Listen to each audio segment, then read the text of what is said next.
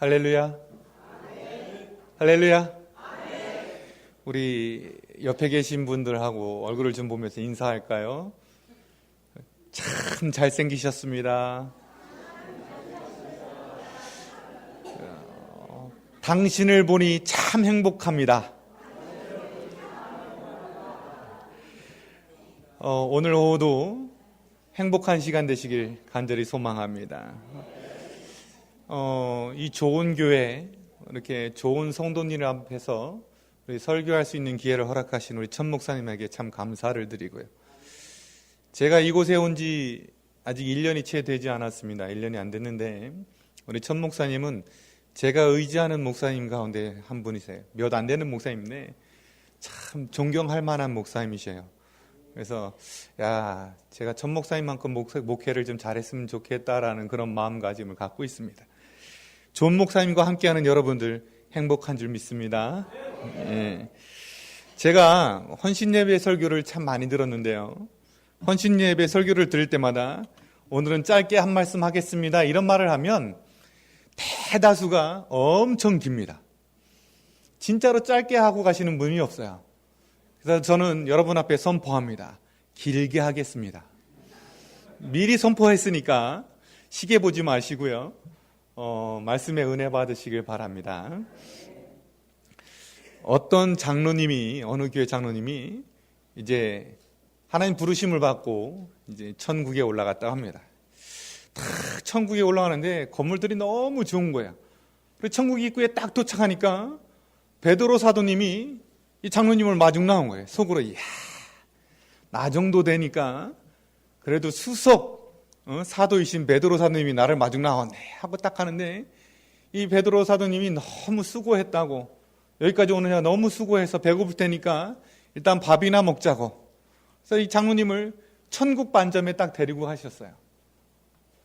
장로님이 이제 베드로 사도님하고 중국집을 딱 들어갔는데 보니까 사람들이 앉아서 뭔가 음식을 먹는데 테이블마다 양이 달라요.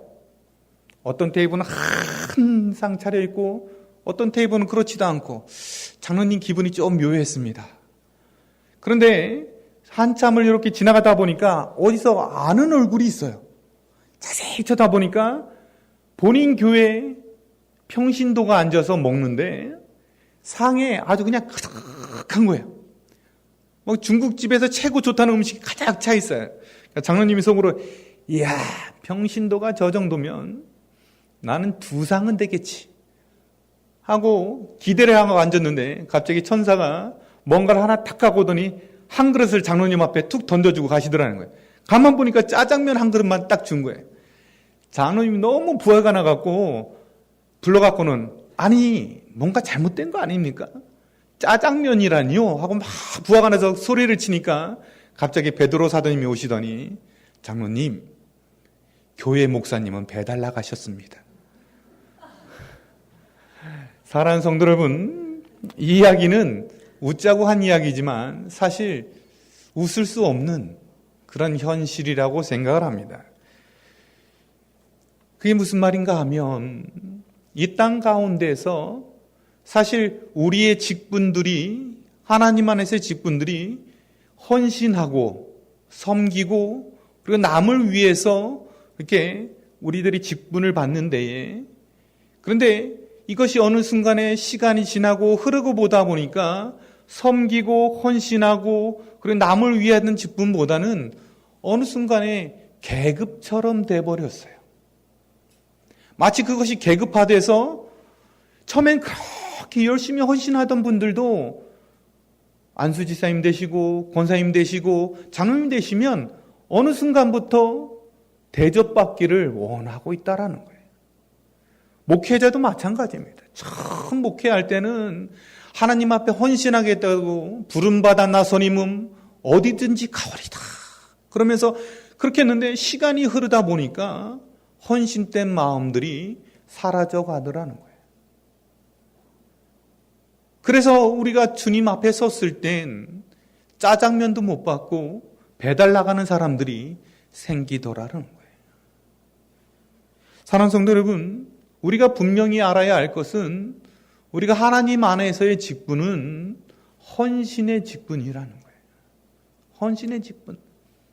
하나님께서 섬기기 위해서 직분을 뽑아 놓으신 것이지 우리가 남에게 존경을 받고 남에게 섬김을 받고 대접을 받기 위해서 뽑아 놓은 직분이 절대 아니라는 거예요.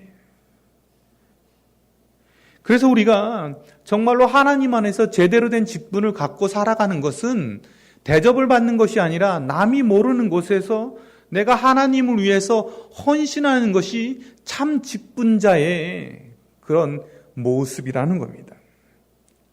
그런데 우리가 그렇게 되지 못하면 우리는 정말 하나님 앞에서 어떠한 책망을 받을지 모른다는 거예요.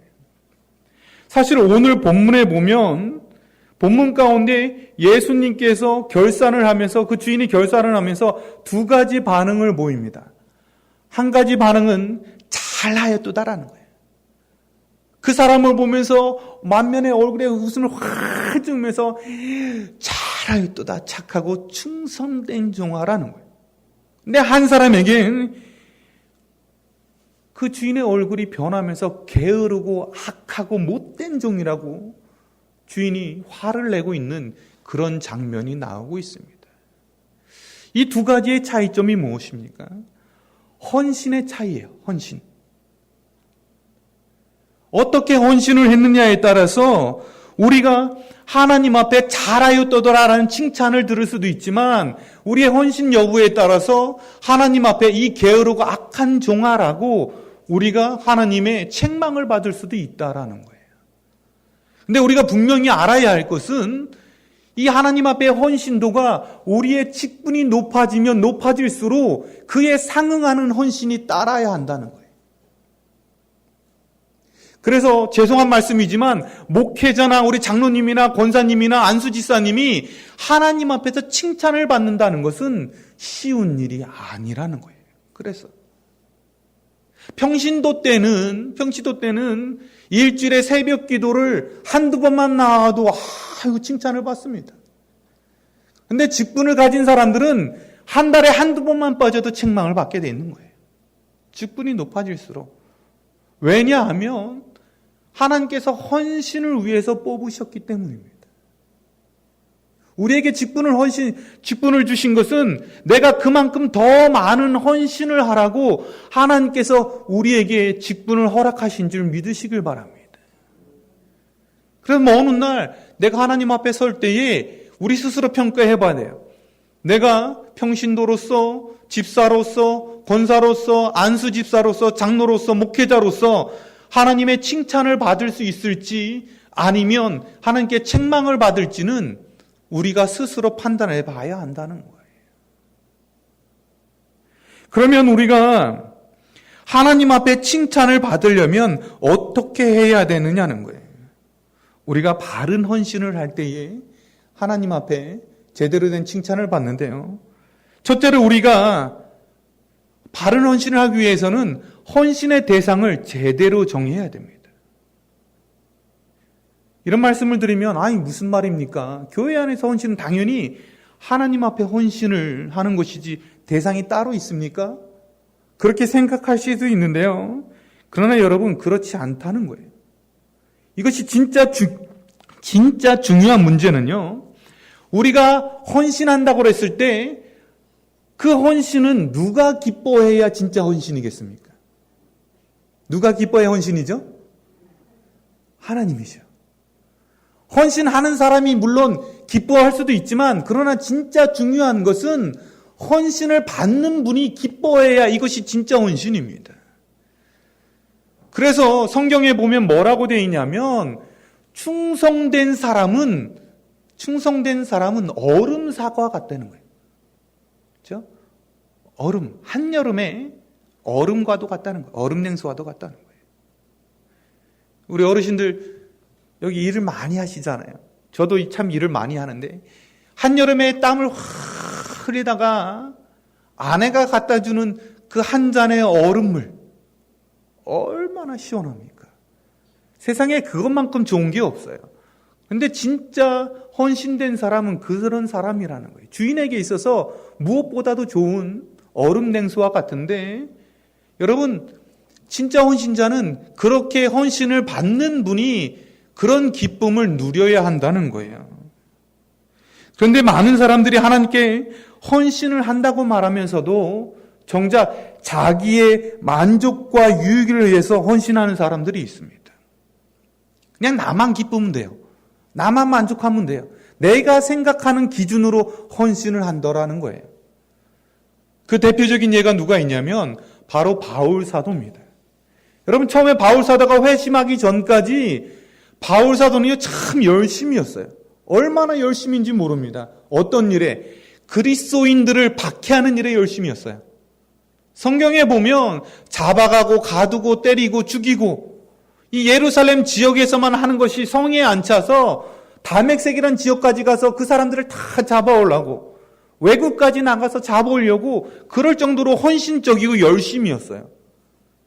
근데 여러분, 바울 사도가 그렇게 열심을 내면서 이것이 하나님의 일이라고 생각했을까요? 아니면 자기 일이라고 생각했을까요? 하나님의 일이라고 생각을 했습니다. 나는 하나님을 위해서 열심히 일한다고 하면서 자기 만족에 빠진 거예요. 나만큼 하나님의 일을 열심히 하는 사람이 없을 거야. 나 정도 되는 사람이 하나도 없을 거야. 그러면서 기쁨에 겨워서 일을 하는 거예요. 쉬지 않고 일하는 거예요. 그 사람들을 잡아가두는 일은 너무나 큰 기쁨인 거예요. 근데 결국 어떻게 됐습니까? 다맥색에 가다가 예수님의 책망을 받았죠. 예수님을 만나서 내가 왜 그렇게 나를 핍박하느냐? 내가 왜 나를 그렇게 핍박하느냐? 여러분, 예수님이 바울 사도에게 그런 말씀을 하시잖아요. 오늘 본문에 1달란트 받은 사람도 마찬가지예요. 자기 생각대로, 자기 판단대로 생각하다 보니까 책망을 받은 거예요. 뭡니까? 자기 생각하기에 이 주인이 못된 사람이에요. 심지 않는 데서 거둔다는 말은 뭐냐면 마치 사채업자라고 생각이 되는 거예요. 그래서 내가 1달란트를 가지고 뭔가 하다가 그 1달란트마저 다 없애버리고 나면 감옥에 갇히거나 죽거나 그렇게 당할 거라는 생각이 그 안에 든 거예요. 그러니까 겁이 나서 자기 멋대로, 자기 판단대로 땅에 묻었다가 갖다 주었다라는 거예요. 근데 여러분, 그의 생각이 맞았습니까? 그의 생각이 정답이었을까요? 아니잖아요. 오히려 책망을 들었잖아요. 자기 딴에는 잘했다고 생각을 한 건데, 그런데 주님께서는 칭찬이 아니라 도리어 원금을 안 까먹었다는 거에 칭찬을 해주지를 못할 망정 악하고 게으르고, 그래서 쫓아나라고 하잖아요. 내라고 하잖아요. 우리도 마찬가지입니다. 우리가 하나님 앞에 헌신할 때 중요한 착각은 내가 한 모든 것이 하나님이 기뻐하시는 일이라고 착각하면 안 된다는 거예요. 하나님께 하는 헌신, 하나님의 일, 직분자로서 하나님의 교회를 위해서 일을 하는 것은 하나님이 기뻐해야지 내가 만족해서는 안 되는 거예요. 그러기 위해선 누구의 뜻대로 해야 됩니까? 하나님 뜻대로 해야죠. 하나님이 원하시는 대로 해야죠. 하나님이 기뻐하시는 대로 해야죠. 그래서 직분이 높을수록요, 또 교회 일을 많이 할수록 우리는 잘 알아야 되는 건 하나님 앞에 엎드리는 시간이 더 많아야 돼요. 하나님 앞에 더 엎드려야 돼요. 더 기도해야 돼요. 내가 무언가를 하려 할 때에, 내가 뭔가를 할 때에 하나님 앞에 기도해야 되는 거, 매일 간구해야 되는 거예요. 하나님, 이 일이 정말 하나님이 기뻐하시는 일이고 이 성산교회를 위한 일이고 또한 이 일을 통해서 하나님이 영광 받으시는 일이십니까? 라고 하나님 앞에 기도하고 물어보고 또 물어봐야 되는 거예요. 그럴 때에 그것이 하나님의 기쁨이 되지 않겠습니까? 그 일을 통해서 하나님께서 영광 받지 않으시겠어요? 기도 한 번 안 해보고 아무것도 안 해보고 무엇을 어떻게 하나님이 기뻐하시는 줄 알고 우리가 일을 하겠습니까? 중요한 결정일수록 기도해야 합니다. 힘든 일일수록 기도해야 합니다. 하나님 앞에 영광을 올려드리려면 기도해야 합니다. 기도를 통해서 하나님의 뜻을 깨달으시고 또한 그렇게 헌신함으로써 하나님의 큰 기쁨이 되는 성산교회 성도님 될 수 있길 간절히 소망합니다. 여러분, 사실 이 헌신 예배도 마찬가지예요.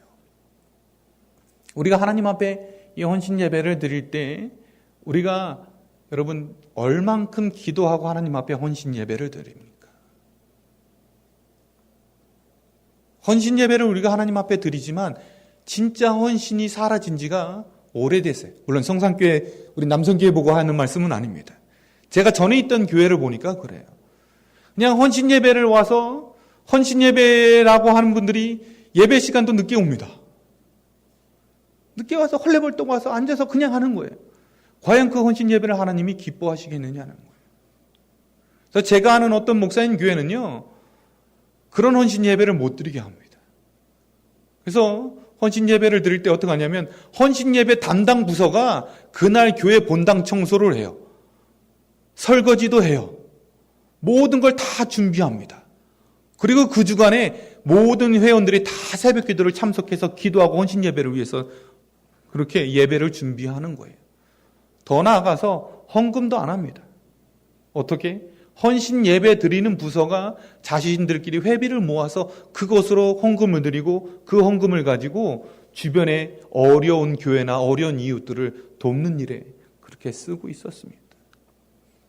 여러분, 어떤 예배가 진짜 하나님이 기뻐하는 헌신이며 헌신 예배가 되겠습니까? 헌신이란 말 그대로 나를 희생하는 거예요. 그러면 하나님의 기쁨이 되는 헌신 예배, 헌신자가 되기 위해서 먼저 무릎 꿇고 기도하고 여러분의 예배를 회복해가는 그런 헌신자들이 되길 간절히 소망합니다. 두 번째로 우리가 하나님 칭찬하시는 바른 헌신자들이 되기 위해서는 우리에게 하나님이 꼭 맞는 재능을 주셨다는 사실을 우리가 명심해야 된다는 거예요. 오늘 본문 가운데 보면 하나님께서 15절에 뭐라고 말씀하십니까? 재능대로 한 사람에게는 5달란트를, 한 사람에게는 2달란트를, 한 사람에게는 1달란트를 주셨다는 거예요. 사실 이 달란트가 그 달란트에게서 영어가 기원이 됐는데요. 영어가 지금 치면 탤런트가 되기도 합니다. 달란트라는 것이 바로 재능이라는 거예요. 하나님께서 주신 재능이에요. 어떤 사람에게는 5달란트의 재능을, 어떤 사람에게는 2달란트의 재능을, 어떤 사람에게는 1달란트의 재능을 주셨다는 거예요.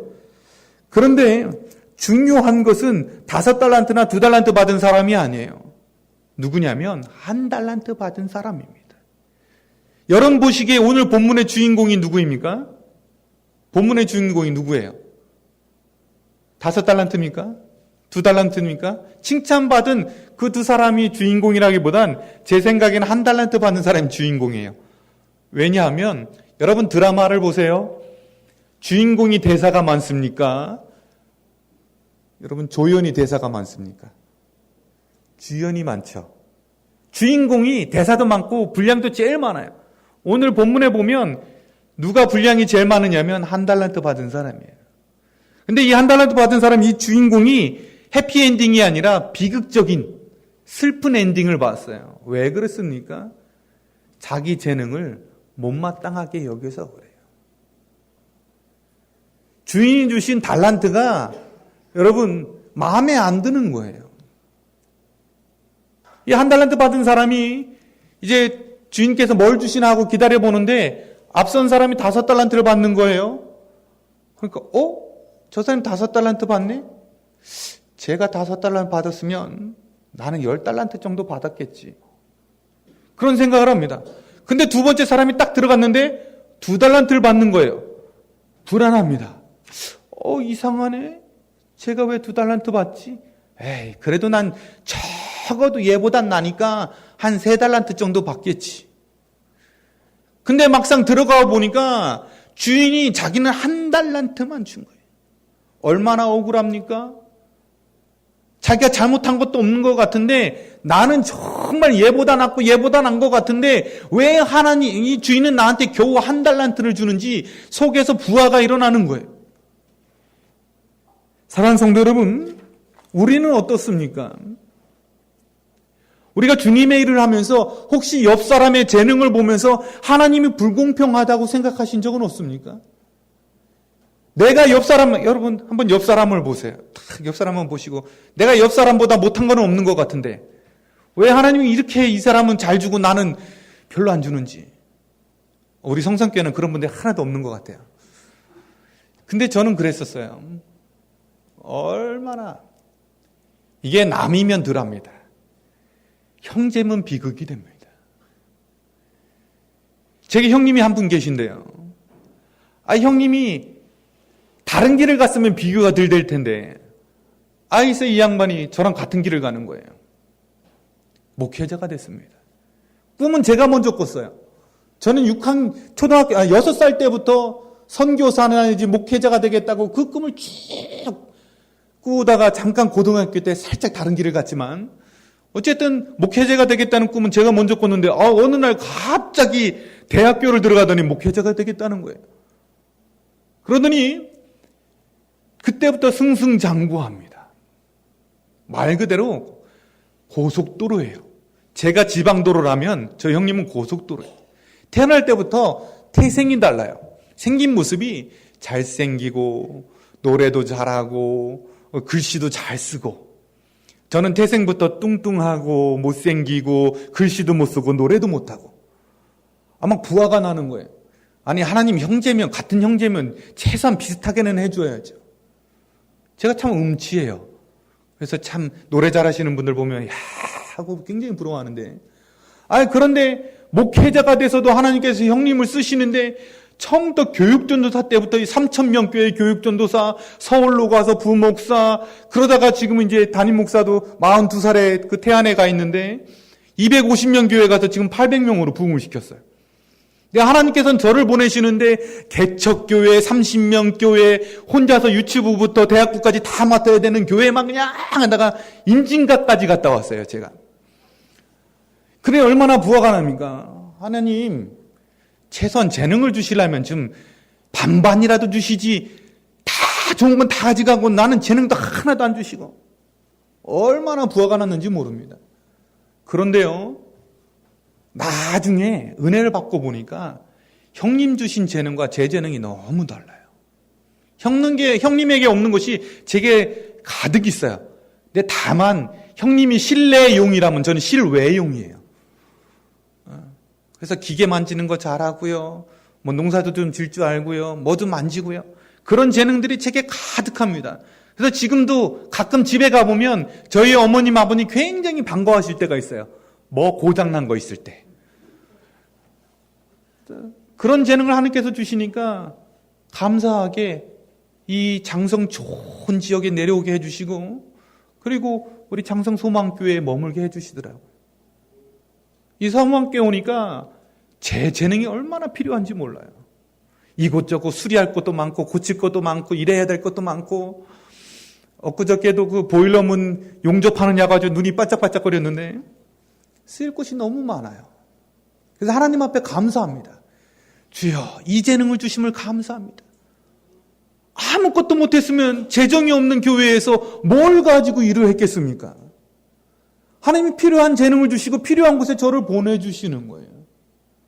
사랑하는 성도 여러분, 누구에게나 하나님이 주신 재능이 있음을 믿으시길 바랍니다.